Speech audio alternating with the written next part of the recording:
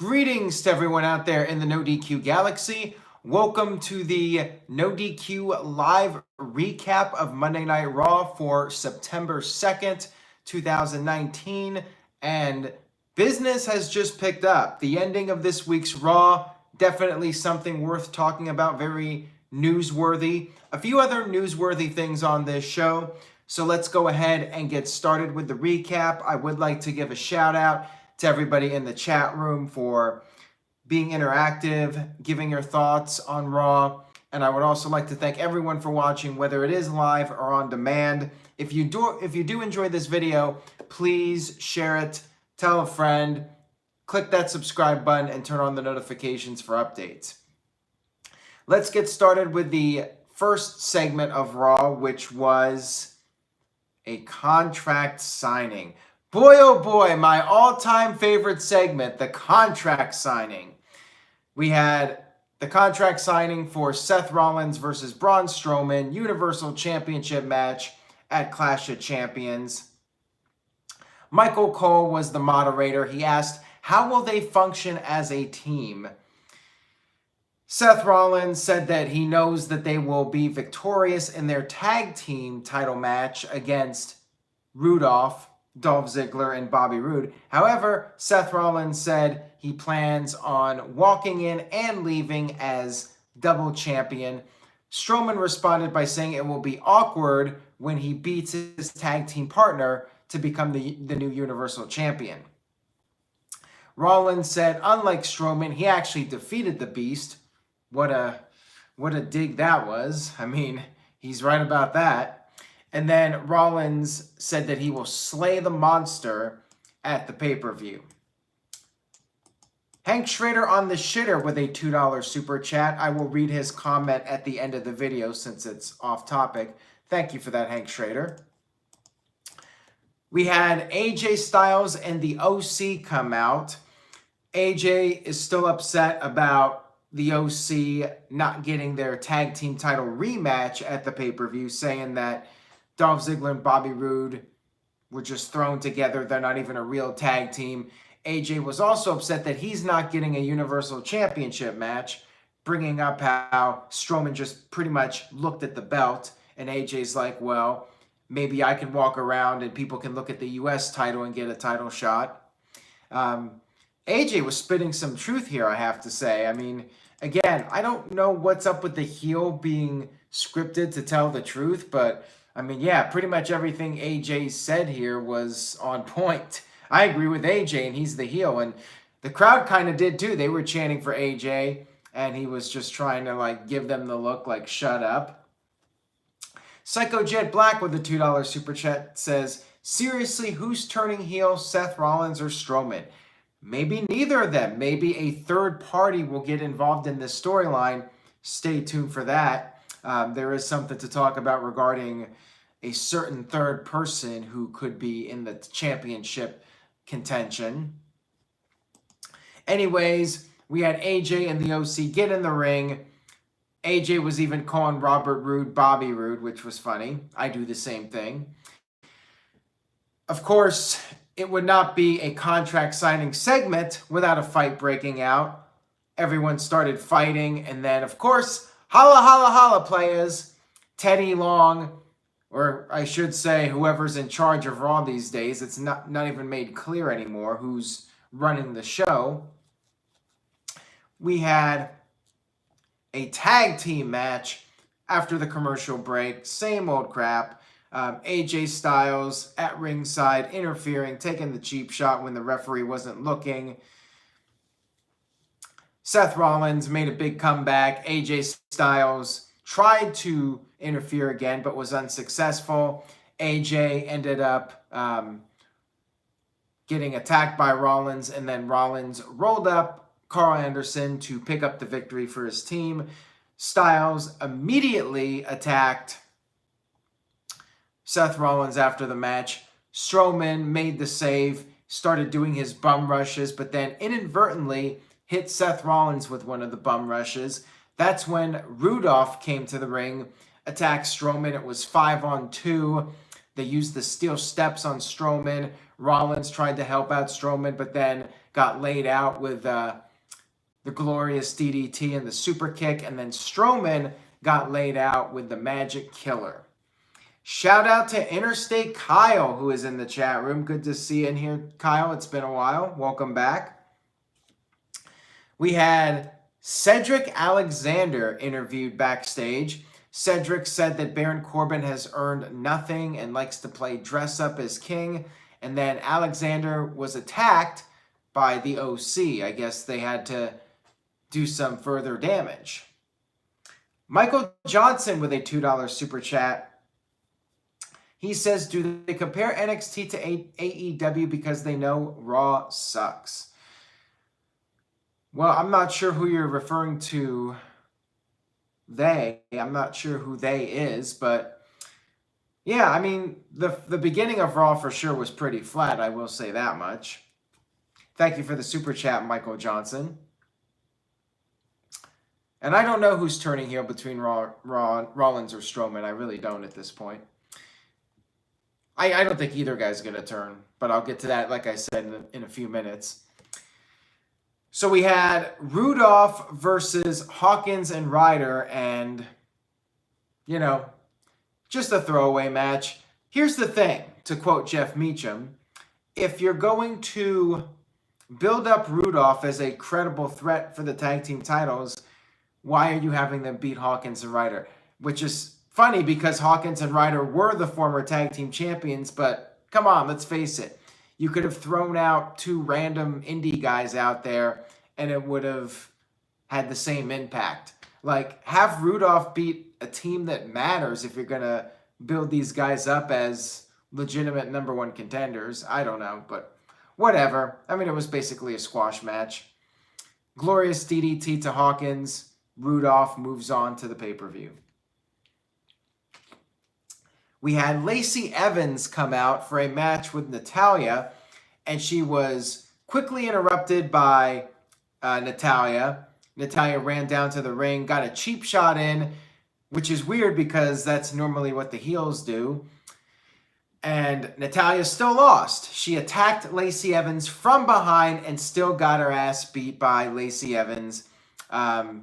Lacey won with the woman's right, and I feel bad for Natalya. She got beat up the last couple weeks and then attacks Lacey from behind and still loses. What a babyface that Natalya is. And we got the first super chat $5 of the evening from Hoof Hearted. Congratulations, Hoof Hearted is the first new reigning and defending No DQ super chat champion. So basically, if you donate $5 or more, you win the No DQ Super Chat Championship, which tonight was defended more than the WWE 24/7 Championship, which I guess was on hiatus tonight. So it was not on the line tonight. Whatever. Hoof Hearted says, I was watching the football game. I'm pretty sure Raw was a steaming, stinking pile of garbage mixed with chicken crap and used tampons. All right, well, that was quite the graphic comment there from Hoof Hearted. Thanks, I guess, for that. I guess you could say Hoof Hearted wins the championship via the bloody tampon spot. How about that? So grotesque that it results in a title change. All right, moving on here, we had Becky Lynch come out for a promo. She said that Sasha Banks, her reasoning for leaving was a load of crap. Becky said Sasha has no place to be whining. She said Sasha was given the main events right from the get-go when she got called up to the main roster. Meanwhile, Becky had to struggle and fight just to get TV time. And then Becky threw a little bit of shade at Ric Flair, saying that she showed the Flairs, plural, why she is the man. And then Sasha Banks came out and said that she's not going to fight Becky right there because she's only in it for the paycheck, and she will see Becky at the Clash of Champions pay-per-view. And she said the man is going to be the boss's bitch. Then we had the Street Profits of their, interestingly enough, one and only appearance on Raw, saying they don't know what to say. So Street Profits, loss of words. They said, let's just go to a commercial break, and that's the last we saw of them. The Caleb Jacob Experience with a $2.97 super chat donation. Thank you for that, Caleb Jacobs. Says John Cena and Batista all over again from 2008.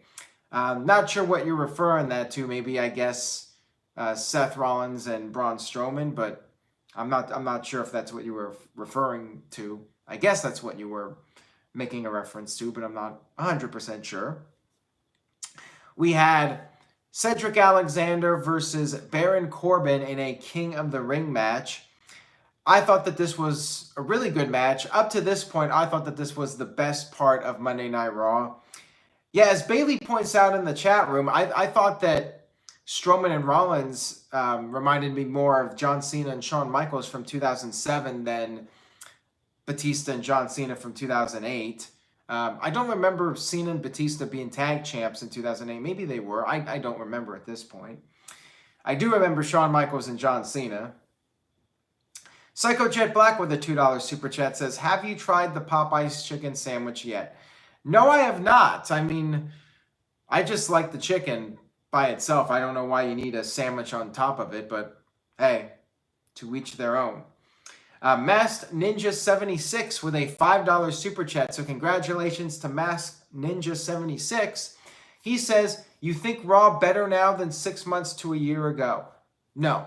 I mean, overall, I think Raw has been getting progressively worse. I mean, it was still not great 6 months ago. I mean, I definitely had some issues with the WrestleMania buildup, but I mean, it gets worse and worse as we fail to see any real changes when it's just the same formula. But I mean, this week had something interesting happen. However, I don't know what the follow-up's going to be, and we'll have to wait and see. So Alexander and Baron Corbin, I thought this match was really good. Corbin was beating the crap out of Alexander, throwing him headfirst into the ring post. Alexander kept fighting back despite being taken out by the OC.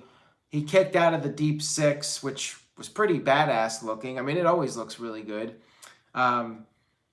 Alexander made a big comeback, hit the Michinoku driver on Baron Corbin, and got a pretty cool near fall. However, Baron Corbin came back, hit the end of days to pick up the victory, and then posed in the chair, the King of the Ring chair, with the throne and the scepter. So good stuff here. I know some people are unhappy about Baron Corbin advancing. In my tournament bracket, I predicted Corbin to advance. Wasn't really surprised to see him win here. And again, big man versus little man match. I would expect the big man to win most of the time. So there you go. I'm fine with it. Corbin's getting the heat. As Virtue says, you know, he's one of the top heels in WWE right now. At least he's not doing the whole, I mean, he got rid of the Applebee's attire. He's just doing the tank top now, which is better. And yeah, I'm fine with it. I don't really have a problem with Corbin getting far in the tournament. We did have a little graphic showing the 24/7 title stats, but again, there was no 24/7 title defense on this show. And Donald Wooding with a $5 super chat says, Virtue, I challenge you to a no DQ debate. Breaking news, everybody. Challenge issued by Donald Wooding. He says, the topic is WWE superstars talking about their personal lives. Do you accept yes or no? And Donald also wanted to add that he has purchased Virtue's hoodie. Well, thank you very much for that, Donald. Also, thank you for picking up a Virtue hoodie. By the way, cheap plug, NoDQ.com/merch. Through Tuesday night, you can get 21% off anything. Use the code Labor Day, NoDQ.com/merch. You can get a t-shirt, hat, hoodies, any number of things. NoDQ.com/merch. 21% off. And Psycho Jet Black with a $2 super chat says, is Baron Corbin more over than EC3? Well, pretty much anybody is more over than EC3 at this point, quite frankly. I mean, it is what it is. You need to be on TV to be over. And yeah, EC3 isn't doing jack. So there you go. We had another Roman Reigns recap. Every show we got to get a recap of what's going on with Roman Reigns. Daniel Bryan issued some kind of statement. He still wants an apology, and that's the hook for SmackDown. Will Roman Reigns apologize to Daniel Bryan? Yawn. And speaking of yawn, which I really hate to say considering who's involved, next week, another contract signing. Only this time, Stone Cold Steve Austin is going to be the moderator. What? Steve Austin's going to be moderating. What? I said Stone Cold's going to be moderating. What? There's one way that this could end well, in my opinion. And I'll get to that here in a few minutes. What? I said I'll get to it in a few minutes. What?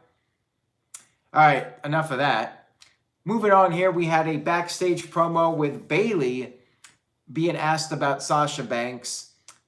And Bayley said she spoke with Sasha. However, their talks were personal and she doesn't feel like sharing her thoughts with the world. Then Bayley was asked about being overshadowed by Becky Lynch, being the so-called B champion of SmackDown Live. And Becky basically, or should I say Bayley, denied it and says that the SmackDown Championship is just as important as the Raw Championship. Then we had the Viking Raiders defeat an enhancement team. The Jobbers actually got interviewed about the match. And this was like a throwback to 2016 when the enhancement guys were getting the little pre-match interviews saying stupid stuff, which these guys did. They said that they were going to make the Viking Raiders look like Baltimoreans. Ha, ha, ha. The funniest thing about these guys is that one of them looked like a Colin Delaney impersonator, and then the other guy looked like a Honky Tonk Man impersonator. Power Packers 90 with a $5 super chat. So, ladies and gentlemen, boys and girls, children of all ages, your new NoDQ super chat champion of the world, Power Packers 90 says, the fact that they are begging people to buy tickets to a WWE Garden show 1 week before the show shows how sad of a state they are in. Well, speaking of sad states, I mean, the crowd tonight was terrible. I mean, crowd heat was okay, but the attendance, I saw the pictures, and according to one guy, this was the worst attended WWE TV taping at the Baltimore Arena that he could recall. It looked like WCW towards the end, like when they would run at the Baltimore Arena and the place would just be almost empty, like 2000, 2001. Yeah, not good attendance for WWE this week, that's for sure.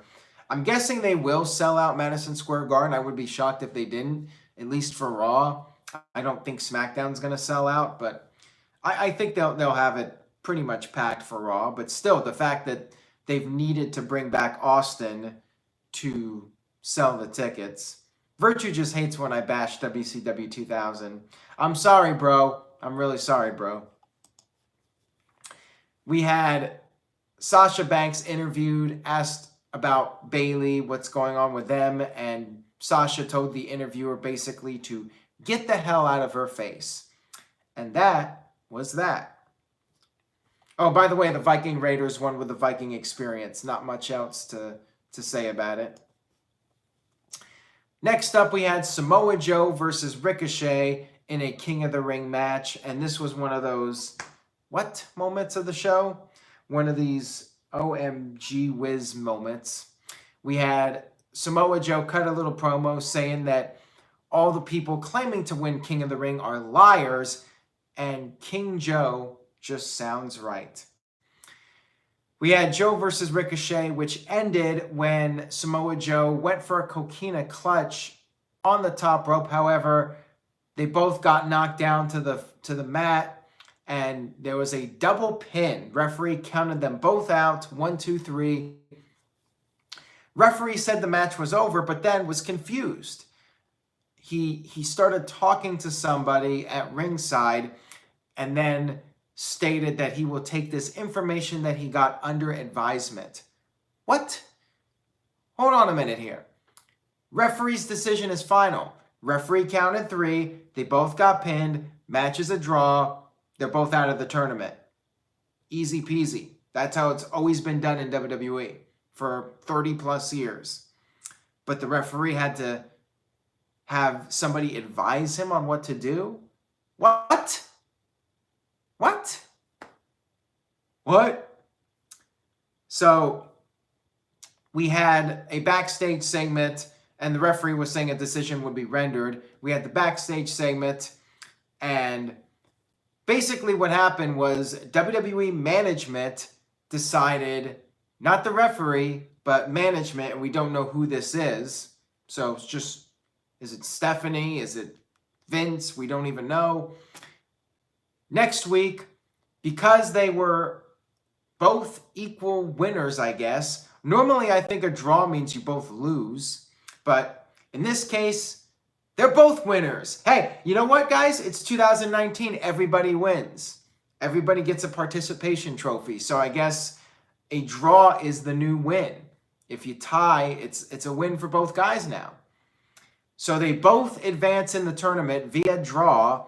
And next week, so Baron Corbin beats his guy one-on-one, and now he's punished by having to face 2 guys next week. What? OMG whiz. Are you kidding me? This was so dumb. I'm sorry, but like, Baron Corbin's a heel, and now I have sympathy for the guy. Like, Corbin's getting screwed. What kind of booking is this where you screw over the heel like this? And you're ruining the tournament here. Just give Corbin a bye. That's heel heat.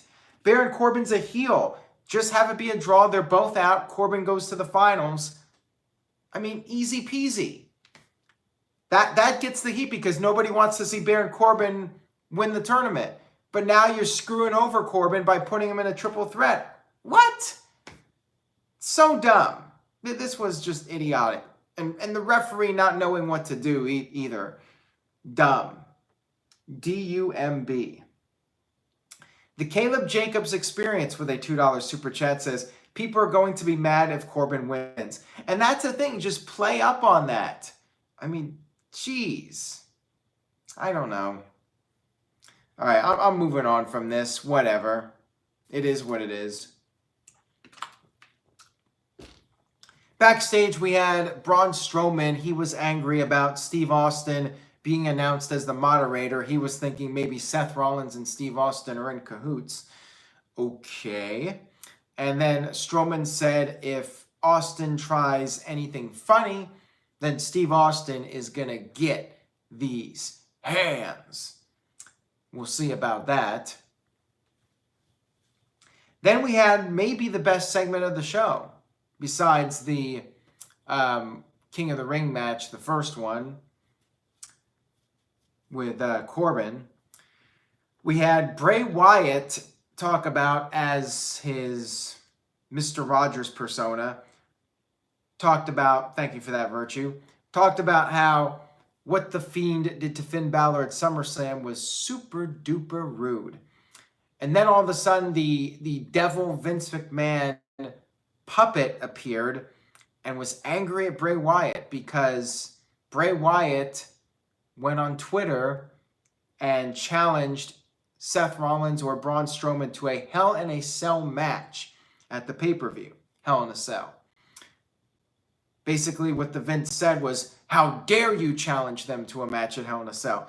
And then the puppet Vince was about to fire Bray when Bray brought out a bunch of money and said, look what I made for you. And then started shoving the dollar bills down Vince's throat. This was great. This was a really fun segment. Entertaining. Little nod to the fans and making fun of Vince for being all about the money. And then Bray talked about how his puppet friends, he talked about Seth Rollins and Braun Strowman's team, and he understands the teamwork, and said that his friends help him cope with the pain. However, the Fiend helps him inflict the pain. And then Wyatt ended the promo by saying, see you in hell. Let me in. This was great. Best part of Raw, in my opinion, other than the Baron Corbin, Cedric Alexander King of the Ring match. So, yeah, looks like we're getting Bray Wyatt Hell in a Cell. Which begs the question, why should we even care about Seth Rollins and Braun Strowman when the real money match is the Bray Wyatt Hell in the Cell match? Now, I do want to go back to Steve Austin because I'm thinking next week, Austin, we've seen a pattern here on Raw where the legend gets taken out. We saw Mick Foley get taken out. We've seen it happen to quite a few guys now. How about next week? The lights go out. Bray Wyatt puts the mandible claw on Steve Austin. Austin cannot take any bumps, but he can take the mandible claw. So why not? When's the last time we saw somebody get heat on Steve Austin? That's what we got to see next week. I just want to see the contract signing get ruined again. Lights go out. Maybe Austin's there ready to do it. And before Strowman and Rollins can come out, the lights go out. Steve Austin gets the mandible claw. And it would be full circle. Vince stunned Steve Austin for his breakout moment at Madison Square Garden. Bray Wyatt in Madison Square Garden takes out Steve Austin with the mandible claw. I think that's what should happen next week. Anything else to me is going to be a waste of Austin. And it's just, you know, if you're going to have Austin show up, put him to good use. Do something big. Let Bray Wyatt take him out. And that can also play into Wyatt versus Strowman or Seth Rollins. Oh, by the way, I did want to mention real quick regarding Ricochet and Samoa Joe both advancing via draw. Technically, that means everybody's bracket predictions, unless you predicted that specifically, was wrong. So therefore, unfortunately, nobody will be getting a free NoDQ t-shirt. However, maybe I will give a t-shirt to Virtue since he's been bugging me. And he's also doing a good job in the chat room. So, Virtue, I owe you one. I'll get you that black Virtue t-shirt for you. So we had Rey Mysterio interviewed backstage. Rey saying that he cannot thank his son enough for giving him that pep talk and keeping him in the wrestling business, following his passion.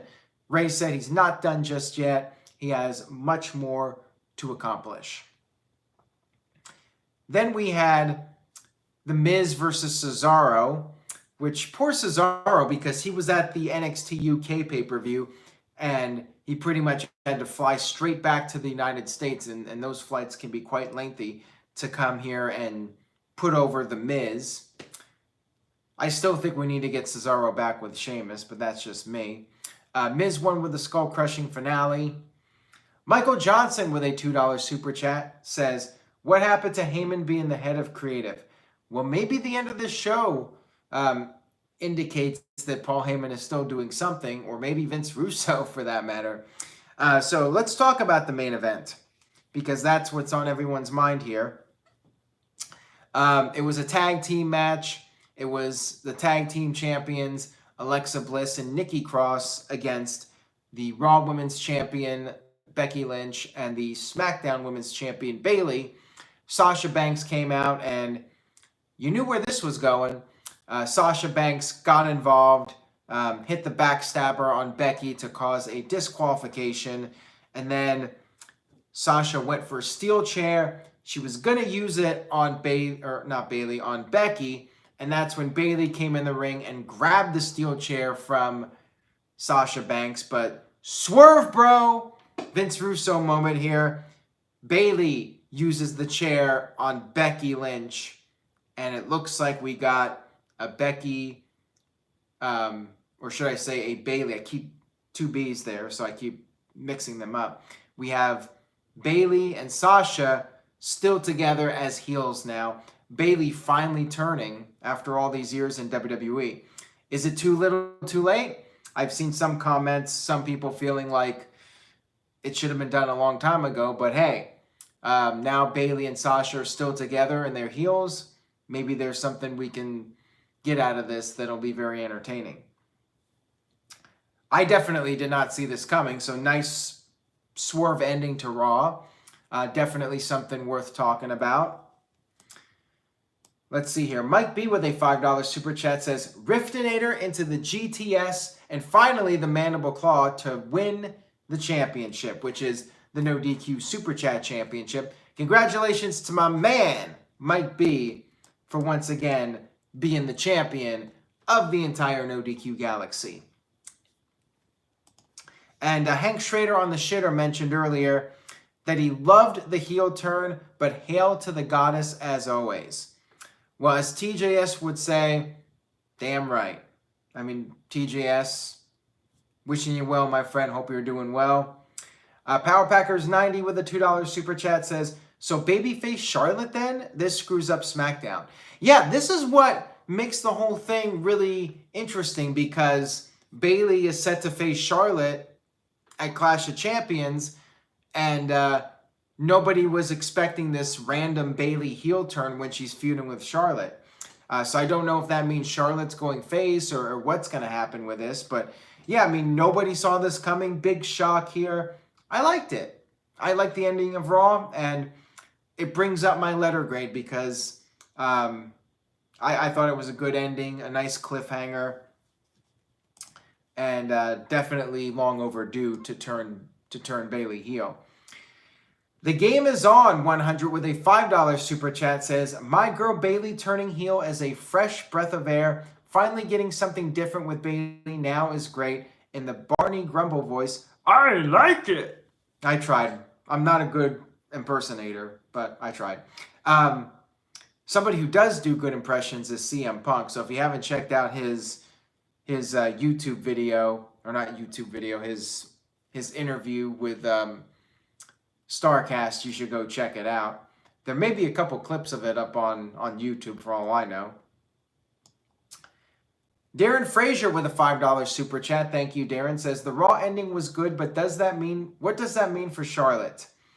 Will she team with Becky for the next pay-per-view? That I don't know. I mean, that's an interesting question. Who knows? We may get one of those wild card tag team matches where enemies become friends or that sort of thing. I miss those from that 1995 Survivor Series. I always enjoyed that match where the heels are forced to work together and the baby faces are forced to work together.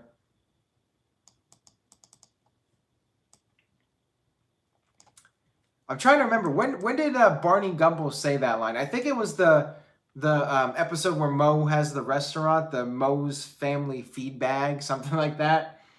And Barney loved everything else but hated that name. I think that was the episode. All right, so let's go ahead. Enough Simpsons talk. Let's go ahead and do the letter grade for Raw. Michael Johnson with a $5 super chat. So Michael Johnson, new No DQ super chat champion via the Hurricane Helms chokeslam. He says, I watched TakeOver. I agree wrestling is good and characters are fine. AEW is still way better. I'm just more into the TV 14 aspect of wrestling, adult males. Well, there you go. We'll see if AEW will continue to go down that path or will they tone it down? Will standards and practices say, hey, you guys got to do less of the blood, less of the middle fingers, and that sort of thing. So letter grades, Mr. Anderson with an A+, Kev Dog with a B-, Tic Tat Tat with an A-, Boston Punk with a B+, Blood Raven with a C, Colin Andrew with a D-, so Colin was very harsh on Raw, Harley with a B, Michael Wayne with a C, Mike B with a B-, J-Spin 401 with a D-, and Mike D with a B, and Great Tribulation with an F, and Leatherface with a C, and Wade Kingston with a B+, Matt Helms with an A. This is a mixed bag. I mean, this might be the most varied I've seen the letter grades for Raw in a while. Hank Schrader on the shitter gives it an A. So I thought the first hour of Raw was pretty boring. It did pick up after that, though. So with that being said, I did like the King of the Ring match, the first one at least. I did like the Bray Wyatt video package, and I liked the ending. So there was some good stuff on Raw. I'm going to give it a B-. Definitely better than last week's Raw.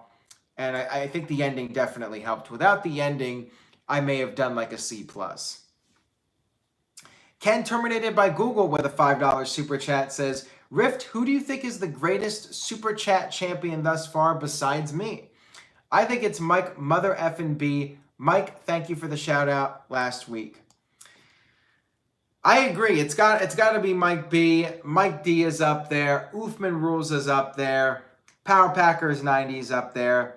But then again, there's so many of you guys that contribute so much, and I really do appreciate it from all of you guys. By the way, congratulations, Ken, on being the new NoDQ Super Chat champion. I say you win the championship with the mic check. Since you're Ken, might as well use Ken Anderson's move. But hold on a second, everybody. Hoof Hearted, another great contributor with a $5 super chat, says, with CM Punk saying he would talk to WWE, do you think he would definitely return eventually? As I've said before, I think he'll go into the Hall of Fame one day. I think we will see CM Punk back in a WWE ring in some capacity. I don't know if it's going to be in a wrestling role, but I think CM Punk will be doing something one of these days. He will be back. Bruno came back. Ultimate Warrior came back. Bret Hart came back. I mean, I think it's going to happen. It's just a matter of when. So Hoof Hearted wins the championship via Rikishi's stink face. Sorry to Ken, but the Rikishi stink face gets the job done. Hoof Hearted, the new reigning and defending NoDQ Super Chat champion. So that was Raw, everybody. Thank you guys for tuning in. I will be back tomorrow night to discuss my thoughts on SmackDown Live and the big segment, Daniel Bryan, will he finally get his apology from Roman Reigns, the big dog? Mike B with a $5 super chat. So Mike B says, good night, everyone. Mike B via the reverse Hurricane Rana is your brand new NoDQ super chat champion. But hold on a second. Colin Andrew with a $5 super chat says, finger poke of doom to Mike B and says, your new 8-time co-European 7-Eleven 24/7 365 champion, Virtue and the Cleaver. Don't forget about me. Well, there you go, Virtue. You got the championship, Colin. You got the championship. But hold on a second, guys. Oofman Rules comes back 25 times. Barney says it in the B Sharps episode and when trying to name Uncle Mo's family feedbag episode. Thank you very much for that, Oofman Rules. And gotta love that B Sharps episode. Definitely one of my favorites.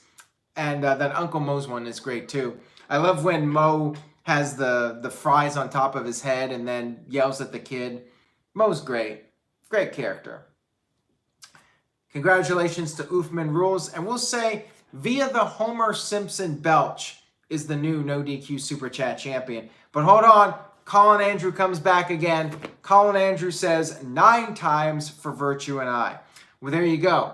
Virtue, you are once again the NoDQ Super Chat champion, along with Colin Andrew, the best co-champions in the world. Thank you guys so much for watching. I appreciate it. Have a great night. See you next time.